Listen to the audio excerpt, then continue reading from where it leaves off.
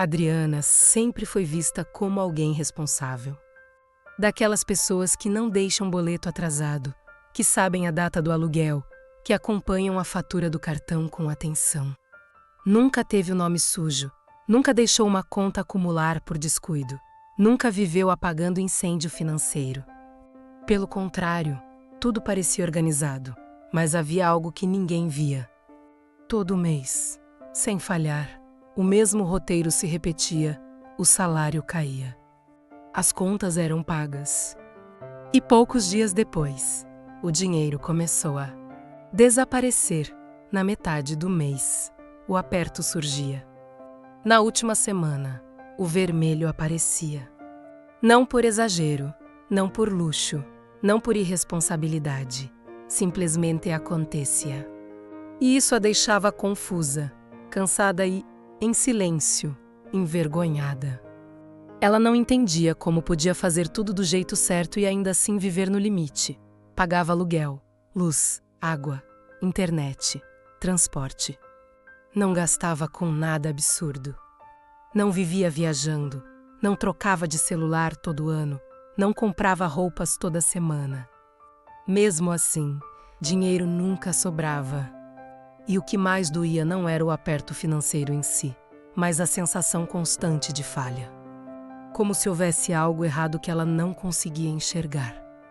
Todo mês vinha acompanhado da mesma promessa interna: no próximo eu organizo melhor.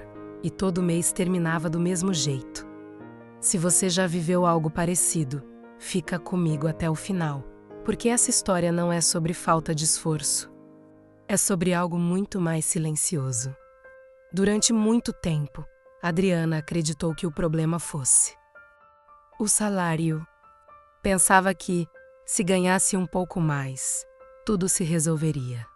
Afinal, como ter tranquilidade se o dinheiro mal cobre o básico? Essa explicação parecia lógica, confortável até. Mas começou a perder força quando ela percebeu que conhecia pessoas que ganhavam o mesmo. Ou até menos, e ainda assim viviam com mais calma. Não eram ricas, não tinham luxo, mas não vivem sufocadas. E isso a incomodava profundamente, porque tirava dela a desculpa mais fácil. Se não era o salário, então o problema estava em outro lugar, e encarar isso dava medo. Adriana vivia no automático. O dinheiro entrava, ela pagava o que era fixo e deixava o resto seguir o fluxo. Mercado, farmácia, pequenos gastos do dia a dia. Tudo parecia normal, inofensivo, justificável. Nada ali parecia grande o suficiente para causar um rombo. E exatamente por isso ela nunca parava para olhar de verdade. O dinheiro ia saindo aos poucos, quase sem barulho, como algo que escorre enquanto ninguém está olhando. E quando percebia, já era tarde. O saldo estava baixo, o cartão perto do limite, o aperto instalado. Não houve um grande erro. Não havia uma decisão dramática, havia repetição. Ela tentou fazer o que todo mundo recomenda. Tentou anotar gastos, tentou planilhas, tentou aplicativos, tentou começar do zero mais de uma vez. E sempre começava cheia de boa vontade, nos primeiros dias. Até funcionava. A sensação de controle da aparência. O dinheiro parecia durar mais. Mas junto com isso vinha um incômodo difícil de explicar. Cada número anotado não era só um valor. Era um espelho, um lembrete de escolhas que ela preferia não encarar. Não era apenas sobre gastar, era sobre perceber padrões. E perceber padrões dói. Porque quando você enxerga o padrão, não dá mais para fingir que foi um acaso. Depois de alguns dias, o cansaço aparecia. Um dia mais pesado no trabalho, uma semana difícil. Falta de energia, ela pulava uma anotação, depois outra.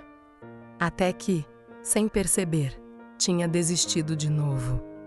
Não por preguiça, mas porque aquele método parecia exigir uma versão dela que não existia. Adriana não gostava de listas. Nunca gostou. Para ela, aquilo virava mais uma cobrança, mais uma coisa para falhar. O ciclo se repetia: tentativa, alívio inicial, recaída, culpa. E a culpa era pesada. Não vinha acompanhada de raiva, vinha acompanhada de frustração. Adriana não se achava irresponsável. Começou a se achar incapaz. Começou a pensar que talvez a organização financeira não fosse para ela. Que algumas pessoas simplesmente não nasceram para lidar bem com o dinheiro. E essa ideia, silenciosa, começou a se instalar. Quando algo dá errado muitas vezes, a gente deixa de culpar o método e passa a culpar quem somos. Ela não pensava mais, isso não funciona. Pensava, eu não consigo. E foi assim que Adriana passou anos pagando todas as contas e vivendo no vermelho. Anos fazendo o suficiente para não afundar, mas nunca o suficiente para respirar. Até que, em um dia absolutamente comum, sem crise, sem drama, algo mudou. Ela estava cansada. Não cansada de trabalhar, mas cansada de tentar, cansada de recomeçar, cansada de se cobrar. Naquela noite, não abriu planilha, não pegou caderno, não fez promessa. Apenas ficou ali, pensando. Pensando que talvez o problema não fosse falta de controle, mas excesso de adiamento. Pensando que talvez o erro estivesse antes do gasto, não depois. Ela percebeu algo simples, mas desconfortável. O dinheiro dela nunca tinha destino. Ela pagava o que era obrigatório e deixava o resto se virar. Não decidia antes. Não escolhia, apenas reagia. E dinheiro que ninguém decide para onde vai, decide sozinho. Vai para o caminho mais fácil, mais automático, mais impulsivo, não por maldade, mas por ausência de comando. Adriana nunca tinha parado para dar função ao dinheiro além das contas fixas. O restante ficava solto, e dinheiro solto some. Naquele momento, algo mudou dentro dela. Não foi empolgação. Não foi uma esperança exagerada, foi clareza. Adriana entendeu que não precisava virar outra pessoa, nem se apaixonar por listas, nem ser perfeita. Precisava parar de empurrar decisões para depois. Parar de viver como se o próximo mês fosse sempre o lugar onde tudo se resolveria. Começar a decidir antes, mesmo que de forma imperfeita, mesmo que fosse simples, mesmo que fosse pouco. Ela não prometeu que nunca mais ia errar. Não prometeu que nunca mais gastaria fora do plano. Promessas grandiosas já tinham falhado antes. O que ela fez foi menor. Decidiu que, antes do dinheiro sair da conta, ele teria um nome. Um destino, não detalhado, não rígido, mas existente. Parte para comida, parte para transporte, parte para descanso, parte para imprevistos. Pela primeira vez, uma pequena parte para não sufocar. Não para juntar muito, mas para criar margem. Um espaço entre o que entra e o que sai. Porque Adriana percebeu que o maior desespero não vinha da falta de dinheiro, vinha da falta de fôlego. Nos primeiros dias, foi estranho. Decidir antes exigia atenção, exigia presença. Exigia sair do piloto automático. Algumas vezes ela escorregou, gastou sem pensar. Quebrou o acordo, mas, diferente de antes, não desistiu. Não jogou tudo fora porque um dia foi ruim. Voltou no dia seguinte, sem drama. Sem culpa exagerada, apenas voltou. E isso, pela primeira vez, foi sustentável. Com o passar dos dias, algo curioso aconteceu. Algumas decisões ficaram mais fáceis. Não porque Adriana se tornou mais disciplinada, mas porque começou a entender o motivo dos gastos. Percebeu que muitos deles não resolvem problema nenhum. Só anestesiaram cansaço, ansiedade, tédio. Quando passou a se perguntar, mesmo que por alguns segundos, isso resolve o que agora? Muita coisa perdeu força sozinha. Não por proibição, mas por falta de sentido. No fim do mês, Adriana abriu a conta esperando o mesmo de sempre, mas algo estava diferente.